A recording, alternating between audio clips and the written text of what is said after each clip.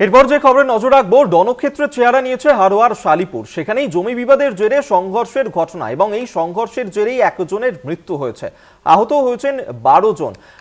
আশঙ্কাজনক অবস্থায় 7 জনকে কলকাতাতেও স্থানান্তর করা হয়েছে এবং এই যে ঘটনা, সেই সংঘর্ষের ঘটনাতে এখনো পর্যন্ত 4 জনকে আটক করা হয়েছে। ইতিমধ্যেই ঘটনার তদন্ত শুরু করেছে পুলিশ। এর পেছনে আর কারা জড়িত রয়েছে সেই নিয়েই কিন্তু তদন্ত চলছে। আমরা এই নিয়েই সরাসরি কথা বলবো। এই মুহূর্তে আমাদের সঙ্গে রয়েছেন প্রতিনিধি সঞ্জিত চক্রবর্তী।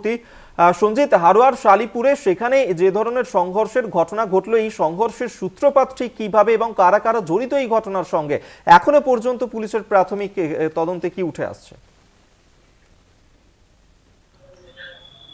দেখো, এই হারোয়ার ঘটনার সূত্রপাত যদি তোমাকে বলা যায়, সেটা গত 1 বছর আগে এই জমি অর্থাৎ সাদেক মোল্লা এবং রুহুল আমিন মোল্লা, এই দুটো পরিবারের মধ্যে জমি দখলের কেন্দ্র।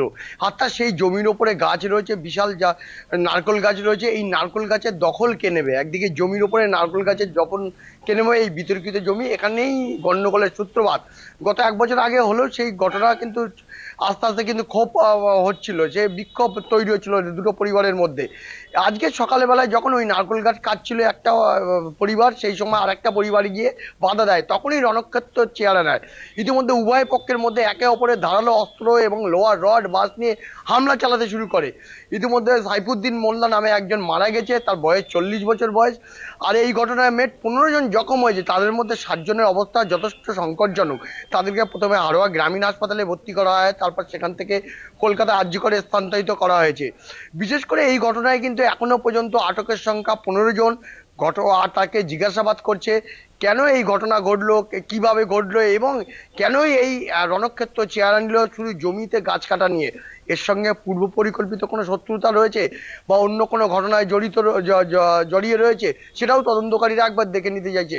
ঘটনাস্থলে যেমন ওসি গিয়েছেন তাপস ঘোষ এবং র্যাব কমব্যাট ফোর্স নামানো হয়েছে, এবং যেই হারোয়ার যে ঘটনাস্থল যেখানে গাছ কাটা, সেখানে গিয়ে সরেজমিনে ভিডিও ফটোগ্রাফি করছেন এবং তারা সরেজমিনে খতিয়ে দেখছেন যে এই ঘটনার আসল পিছনে কারণটা কি।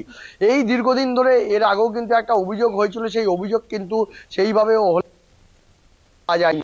তারপরে কিন্তু এই একের পর এক দুটো পরিবারের মধ্যে গন্ডগোল বেঁধেই লাগতো।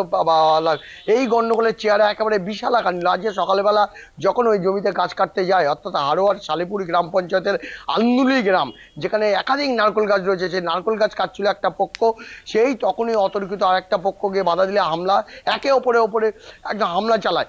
এবং প্রশ্ন হচ্ছে ওখানে লোহার রড, আগ্নেয়াস্ত্র এবং বাঁশ লাঠি কোথা থেকে মজুত করা ছিল, অর্থাৎ তাহলে কি এটা পূর্ব পরিকল্পিতভাবে এই হামলা করার একটা চক্রান্ত হয়েছিল? এটাও নিয়ে তদন্তকারীরা দেখছে। ইতিমধ্যে 15 জনকে আটক করে জিজ্ঞাসাবাদ করছে, যাদেরকে কলকাতা নিয়ে যাওয়া হয়েছে তাদের 22 থেকে 24 বছর বয়স যুবক রয়েছে, এবং বিশেষ করে যারা রয়েছে তাদের মধ্যে বেশ কয়েকজন অবস্থা কিন্তু গুরুতর, তাদের মাথায় আঘাতের চিহ্ন রয়েছে একেবারে। এবং এই যে সংঘর্ষের ঘটনা, তাতে বেশ কয়েকজন আহত হয়েছেন, মৃত্যুর ঘটনা ঘটেছে এবং ইতিমধ্যেই ঘটনার তদন্ত শুরু করেছে পুলিশ। আপাতত ধন্যবাদ সঞ্জিত, তোমাকে। নজর রাখো পরিস্থিতির ওপর, অবশ্যই এদিকে আমার নজর থাকবে।